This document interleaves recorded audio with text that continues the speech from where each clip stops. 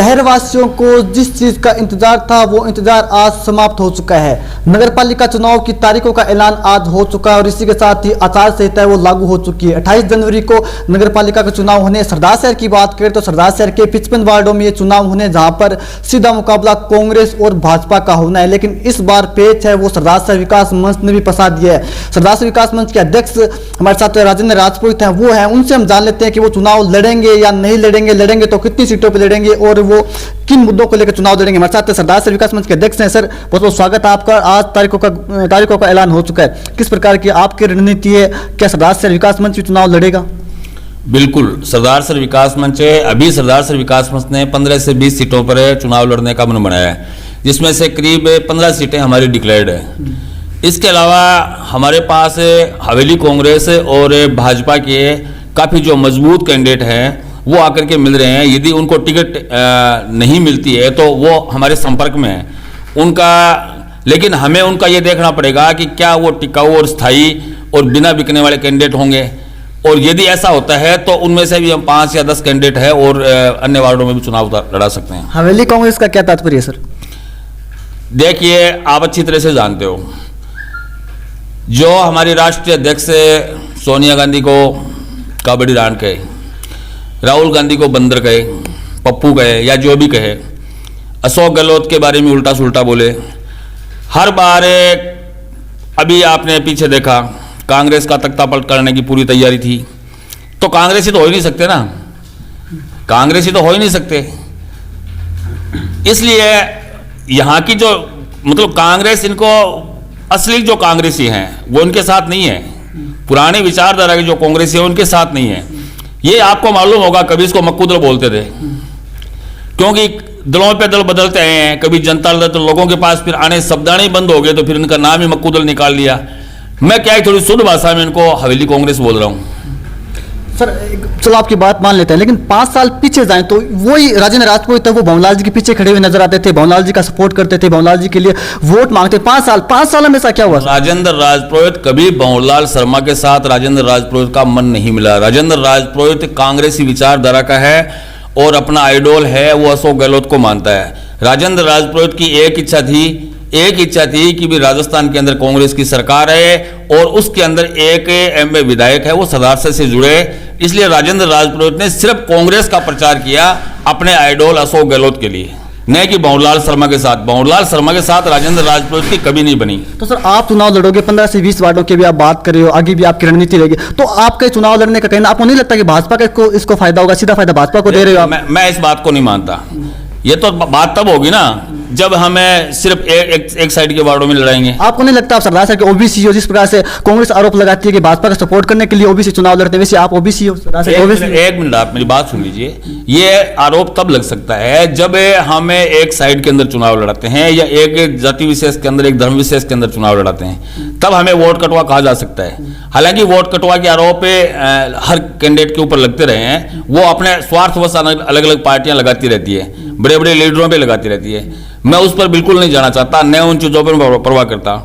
हमें ने जो डिसाइड किया है वो हमें मतलब इस प्रकार से उतारेंगे कि जैसे इधर के हमारे वार्ड हैं, जो भी पुराने वार्ड हैं, हमारे वार्ड हैं, इधर से भी हम कैंडिडेट लेके आ रहे हैं, माइनॉरिटी से भी कैंडिडेट लेके आ रहे हैं। तो ये इस प्रकार के जो आप आरोप लगा रहे हैं ये आधारहीन है और इसको मैं मानता भी नहीं, इसको सिरे से खारिज करता हूं। एक सवाल पूछ ले सर, आप कांग्रेस की बी टीम हो या भाजपा की बी टीम हो? आरोप दोनों पार्टियां लगा रही हैं। मैं किसी की बी टीम नहीं हूं, सुन लीजिए। मैं विकास मंच का अध्यक्ष हूं। विकास मंच को हमने 11 मेंबर से विकास मंच को खड़ा किया था और विकास मंच के आज 11,000 से ऊपर मेंबर्स हैं। विकास मंच के 11,000 से ऊपर मेंबर हैं, जिसमें से 6 या 7,000 मेंबर है वो अकेले सिटी के अंदर है। विकास मंच से करीब 20 साल से सरदार शहर की जनता के लिए, चाहे वो किसी प्रकार का मुद्दा हो, पानी का हो, बिजली का हो, चाहे लोगों को उजाड़ने का, नगरपालिका द्वारा घर उजाड़ने का मुद्दा हो, चाहे गैस का मुद्दा हो, हॉस्पिटल का मुद्दा हो, जमीन भूमाफियों से जमीन बचाने का मुद्दा हो, ये सारे विकास मंच करीब 20 साल से इन लोगों के खिलाफ, इन्हीं लोगों के खिलाफ जो आज ये कह रहे हैं ना कि हम सत्ता बनाएंगे, उनमें से दोनों पार्टियों के खिलाफ आरोप लगा रहा हूं मैं। इन्हीं के खिलाफ विकास मंच लड़ता है और लोगों को न्याय दिलाने का काम विकास मंच ने किया है। और हम ये चाहते हैं कि सरदार शहर की जनता, जैसा हमने लोगों के लिए 20 साल तक ये संघर्ष किया, उस संघर्ष के लिए हमें नगरपालिका में भेजिए, जिससे कि जनता की, गरीब जनता की खास तौर से आवाज हम नगरपालिका के अंदर भी बन सके। मेरा एक सवाल और है, मैंने जिसमें आपका चुनाव पिछली दफा मैंने इंटरव्यू लिया था आपका, जब प्रधान के चुनाव थे, तो मैंने एक शब्द प्रयोग किया था, बाला साहब ठाकरे। तो आप नगरपालिका चुनाव में भी बाला साहब ठाकरे की रणनीति पर चलेंगे या फिर आप खुद भी चुनाव लड़ेंगे? मैं कोई बाला साहब ठाकरे नहीं हूं। नहीं, मैं बोल रहा हूँ उसी रणनीति पर चलेंगे। बिल्कुल, हमारी आक्रामक नीति रहेगी, हम खुले आरोप लगाएंगे। आप भी चुनाव लड़ोगे? नहीं लड़ेंगे, बिल्कुल। मैंने पहले ही घोषणा कर दी थी कि मैं खुद चुनाव नहीं लड़ने वाला। यदि मैं चुनाव लड़ता हूं तो फिर मैं परिवारवाद से वंचित कहां रह गया? फिर मैं परिवारवाद का विरोध कैसे कर सकता हूं? हम हमारे जो जांबाज कार्यकर्ता है, जो समर्पित विकास मंच के कार्यकर्ता हैं, उनको चुनाव लड़ाएंगे। कहीं पर भी किंतु परंतु हो जाती है एक दो सीट के लिए भाजपा को, तो किसका सपोर्ट करोगे फिर आप? हम नहीं करेंगे सपोर्ट, बिल्कुल नहीं करेंगे। हम तो ये कहेंगे विकास मंच का चेयरमैन बनाओ, जिसको सूट होता है। यदि भाजपा को सूट होता है कि तो वो चेयरमैन कैसे बनेगा फिर? कौन चेयरमैन? विकास मंच का। विकास मंच की सीटें नहीं आएगी, विकास मंच की सीटें आएगी। आप अपने मुंह से कह रहे हैं कि जैसे विकास मंच की सीटें आती है, तो मैं ये कह रहा हूं कि आइए ना, जो पार्टी हमें सूट लगेगी, जिनसे हमारी डायलॉग होगी, हवेली कांग्रेस होगी या बीजेपी होगी, हमें यदि चेयरमैन हमें बनाया जाता है तो हम तय करेंगे इस बात। वैसे वैसे प्रधान भी हुआ है। देखिए मेरी बात सुनिए, प्रधान के अंदर वैसा नहीं हुआ। प्रधान के अंदर हम कांग्रेस सिंबल पे चुनाव लड़ के गए थे, और कांग्रेस सिंबल पे चुनाव लड़के हमने विधायक जी को यह कहा था कि विधायक जी सारे पद अपने घर के लिए छोड़िए, और 12 जो बीडीसी मेंबर जीते हुए हैं, उन बीडीसी मेंबर्स के अंदर में से किसी को भी आप बना लीजिए, क्योंकि ये परिवारवाद। आपका बेटा चेयरमैन बनता है, आपकी घरवाली प्रधान बनती है। प्रभाकर जी वाले टाइम आपने बांस जैसी सर से केसरी का नाम कटवा करके यहाँ प्रभाकर जी को बहुत मजबूरी में बाद में बनाया था। सबको मालूम है प्रभाकर जी को कैसे बनाया था, क्योंकि नमिता कोठारी, मधु दीक्षित, इनका सब लफड़ा हुआ था। सीपी जोशी ने यह कहा था कि नहीं पुत्र मोह त्यागी है, अभी फिर ये पुत्र मोह वाली बात आई। तो मुझे एक बात बताइए, जो कांग्रेस के कार्यकर्ता हैं वो सिर्फ दरी उठाने के लिए होते हैं? उनके स्वाभिमान नहीं होता क्या? वो महत्वाकांक्षा वगैरह कुछ भी नहीं रखते क्या? तो हमने निर्दलीय चुनाव लड़ा, कांग्रेसी विचारधारा है, रहेगी। भाजपा वालों ने हमें सपोर्ट किया है, समर्थन दिया है। जैसा राजस्थान के अंदर एक जगह नहीं हुआ, 50 जगह हुआ है, कम से कम 50 जगह हुआ है जहां कांग्रेस को बीजेपी ने कांग्रेस को सपोर्ट किया है। वैसे ही सरदार में कोई नया कुछ नहीं हुआ। कांग्रेस जो समर्थित लोग हैं, जो कांग्रेस के कार्यकर्ता हैं, वो कहते हैं कि राजेंद्र जी हमारे साथ विश्वासघात की, तो ये कहां तक सत्य है? देखिए, भंवरलाल कांग्रेस, जो हवेली कांग्रेस है या भंवरलाल कांग्रेस जो भी है, उनके कोई 15-20 कार्यकर्ता होंगे, उनके कोई 15-20 कार्यकर्ता होंगे जो इस प्रकार की बात करते हैं। आपको मालूम होगा सरदार सर की 90% जनता है, वो इतनी खुशी है, इतनी प्रफुल्लित है कि हम जहां भी गांव में जाते हैं तो वो लोग, एक मारवाड़ी में शब्द है ना, बोले भैया निहाल कर दिया मान दो, इस प्रकार के शब्द, मतलब खुशी जाहिर करती है कि भी आप लोगों ने बहुत अच्छा काम किया, ये परिवारवाद खत्म करके। हमने बीजेपी से सिंबल नहीं लिया, नए बीजेपी वालों ने अपने सिंबल देने का बोला। उनके पास 11 वोट थे ना, उनको पता है कि ये परिवार कांग्रेस से विचारधारा का परिवार है, सेकुलर मतलब निरपेक्ष से आचार का जो है वो परिवार है। तो ये सिंबल इनको अलॉट करने का मतलब इनको वापस से मतलब गुस्सा दिलाना है। तो इन लोगों ने कोई अनकंडीशनल सपोर्ट है वो दिया, और इनके जो विधायक जी के भाई हैं श्यामलाल जी शर्मा, वो हमारे ऑलरेडी साथ थे ही। चलो मैं एक सवाल और, आप चुनाव नहीं लड़े जैसा कि आप बोल रहे हो, तो आपका चेहरा कौन होगा चेयरमैन का फिर? नहीं, अभी विकास मंच का चुनाव होने दीजिए, नगरपालिका का चुनाव होने दीजिए, और जो लड़ने वाले हैं उनमें से सब बैठ करके, सब विकास मंच की जो कार्यकारिणी है, सब जो मेंबर जीत के आएंगे, वो बैठ करके सर्वसम्मति से तय करेंगे कि भी इस प्रकार से जो हमारा जो एक थोड़ा सा पढ़ा लिखा हो, क्योंकि नगरपालिका चलाने कोई मामूली बात नहीं है, पढ़ा लिखा हो, थोड़ा सा परिपक्व भी हो, अच्छा हो, तो वो सब तय हो जाएगा। सहमति चलेगी राजेंद्र राजपूत की चलेगी? नहीं, बिल्कुल नहीं चलेगी। सबसे डिस्कस किया जाएगा, जो जीत के आएंगे उससे डिस्कस किया जाएगा, और उनकी भावनाओं का ख्याल रख के सर्वसम्मति से सब कुछ तय होगा। ठीक है, आपसे एक सवाल और ये है कि आप फिर मुकाबला किससे मानते हो, कांग्रेस से मानते हो या भाजपा से मानते हो अपना मुकाबला? देखिए, आपको मैं आज बता रहा हूं, कांग्रेस ने अभी भी एक माइनॉरिटी वार्ड, ये अभी थोड़ी देर पहले हंसराज सिद्ध का हमारे साथ इंटरव्यू चल रहा था, उन्होंने ये कहा कि भी 1 से 27 नंबर वार्ड के अंदर तो इनके पास कैंडिडेट नहीं है। लेकिन मैं इनको बता दूं कि जो जिन वार्डों की बात कर रहे हैं वो वार्ड इनसे बहुत दुखी है, बहुत परेशान है, क्योंकि उनके ठेकेदार है वहां, और उन वार्डों के अंदर ये खुद सिमट के रह जाएंगे, क्योंकि आज भी इन लोगों ने 5-5, 6-6 कैंडिडेट वहां तय कर रखे हैं। लेकिन जब इनकी लिस्ट आएगी ना बाहर, जब इनकी कि भी इनको टिकट दी गई है, उसके बाद आप देखना इन वार्डों की स्थिति क्या होती है। ये खुद सिमट के रह जाएंगे और विकास मंच की लड़ाई भाजपा से होकर रह जाएगी और यहां हवेली कांग्रेस का नामो निशान खत्म होने वाला है। चलो एक सवाल मेरा ये है कि फिर आपको जनता किन मुद्दों पर वोट दे, क्यों आखिर वोट दे? संघर्ष किया है, 20 साल संघर्ष किया है। मुझे एक सरदार सर का मुद्दा बताइए, इन्हीं भूमाफियों से, चाहे इन्हीं भूमाफियों से 32 एकड़ जमीन हमने गांधी विद्या मंदिर की बचाई, हमने बीड़ बुंगली बालाजी बचाई, जमीनों की बात आ रहा हूं। हम पार्श्वनाथ की भूमि जो भूमाफिया यही सब मिलकर के, जिनकी मैं बात कर रहा हूं, जो आला नेता है, जो ये अपने आप को बताते हैं, वो सारे इनको हड़पने का हम उनके प्रोटेक्टर बने हुए हैं। उसके अलावा हमने 20 साल से लगातार, शुरू में आपको मालूम होगा कि यहाँ गैस की बहुत बड़ी किल्लत चलती थी, गरीब लोगों को गैस मिलती भी नहीं थी।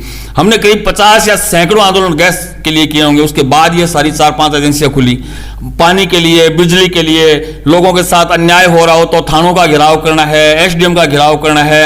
लोगों को, गरीब लोगों के जब मकान ढाए गए, दोनों जगह, दोनों बार ढाए गए।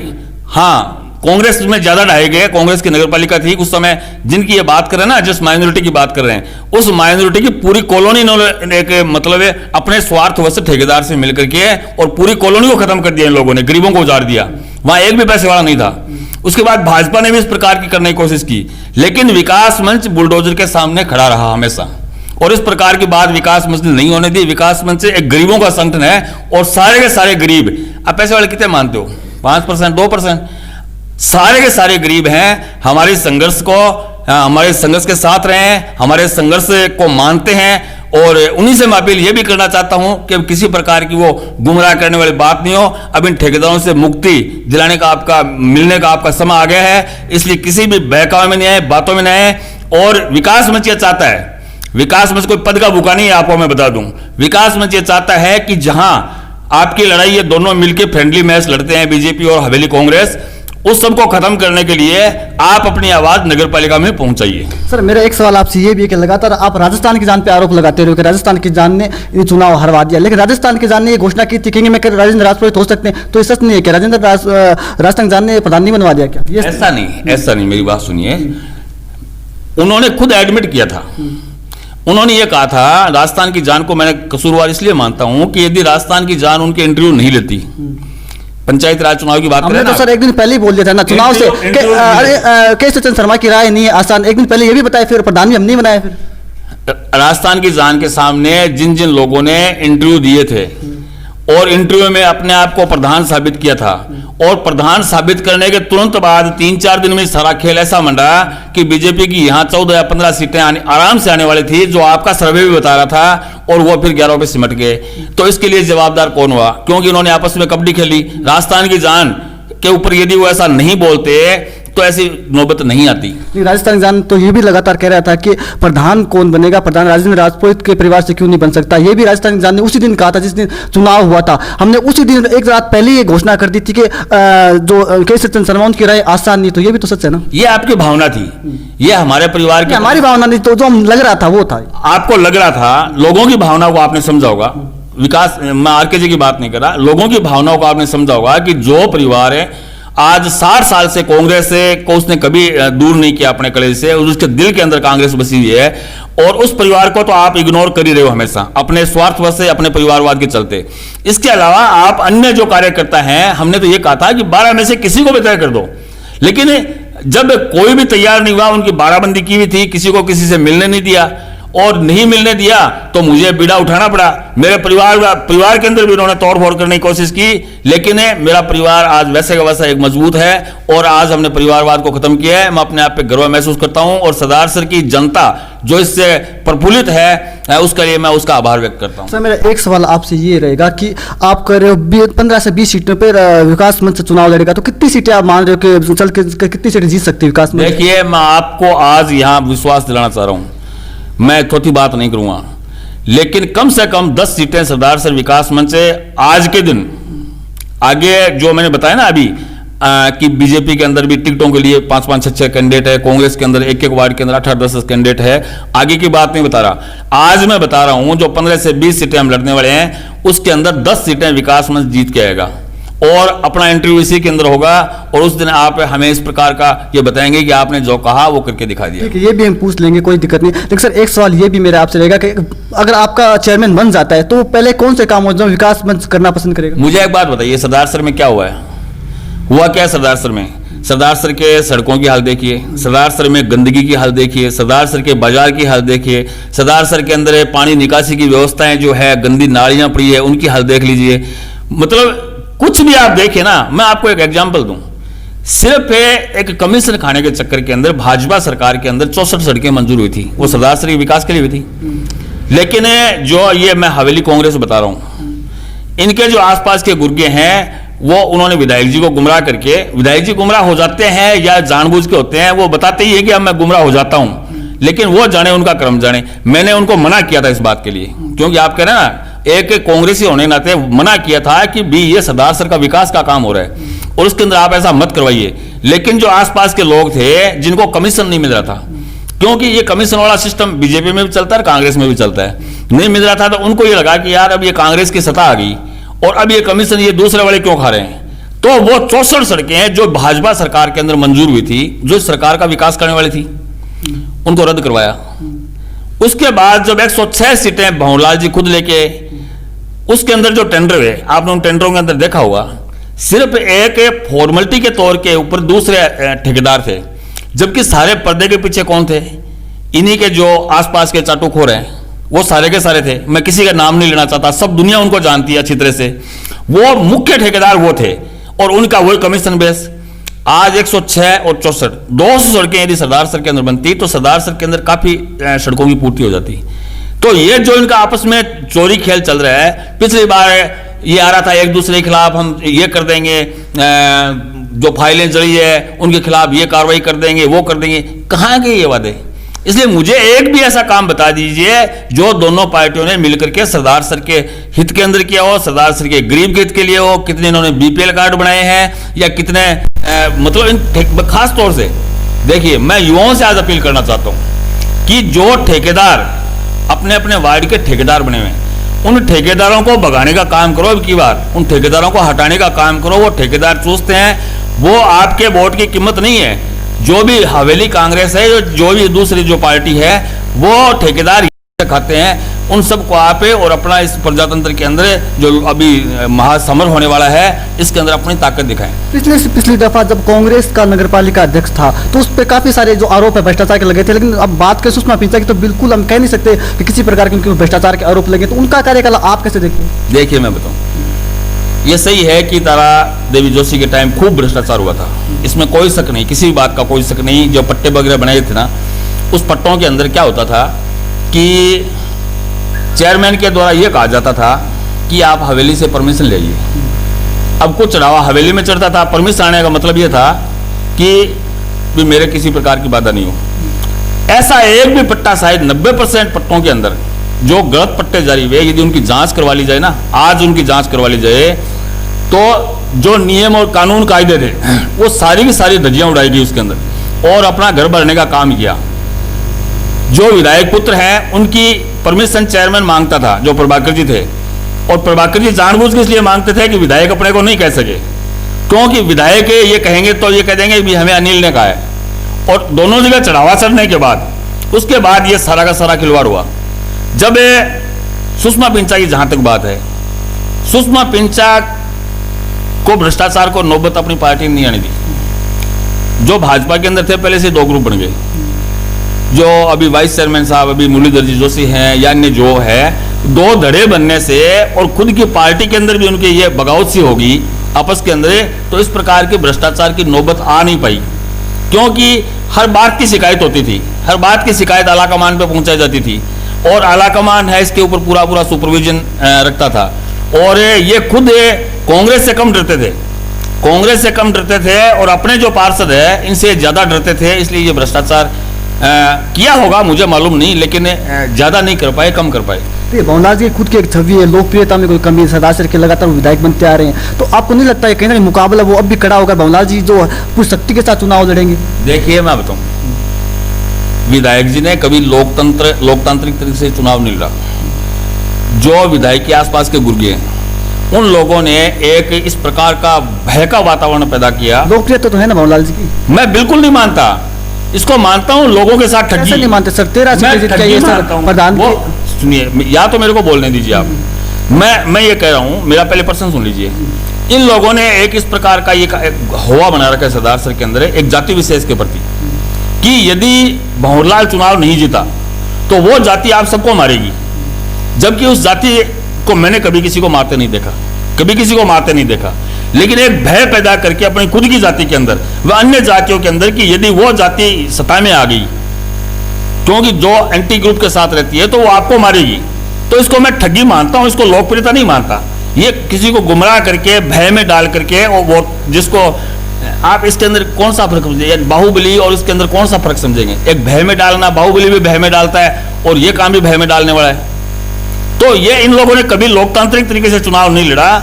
इन लोगों ने हमेशा भय में डाल करके, चाहे अपनी जाति की हो या अन्य जो दूसरी जातियां हैं, उनके इस प्रकार एक दूसरी जाति का डर और भय बता करके उन्होंने वोट लेकर के जनता के साथ ठगी का काम किया। कोई लोकप्रियता वाली बात नहीं है। तो ये थे हमारे साथ राजेंद्र राजपूत, जो कि अध्यक्ष है सरदार से विकास मंच के, काफी बेबाकी से अपने जवाब देते हुए नजर आए। हालांकि इनका आत्मविश्वास वो भी बढ़ा है क्योंकि प्रधान जिस प्रकार से इन्होंने अपना निर्दलीय के रूप में बनाया, लगातार इनकी जो आत्मविश्वास वो बढ़ा हुआ नजर आया। और ये आज इंटरव्यू के अंदर भी हमने साफ तौर पर देखा इनका जो आत्मविश्वास वो बढ़ा है। और इनकी जो रणनीति है वो यही रहेगी कि जिस प्रकार से इन्होंने प्रधान के चुनाव में कमाल किया है, वैसा ही कुछ कमाल नगर पालिका के चुनाव में कर सके। हालांकि वक्त बताएगा, परिणाम बताएगा कि जनता है वो किसका समर्थन करती है।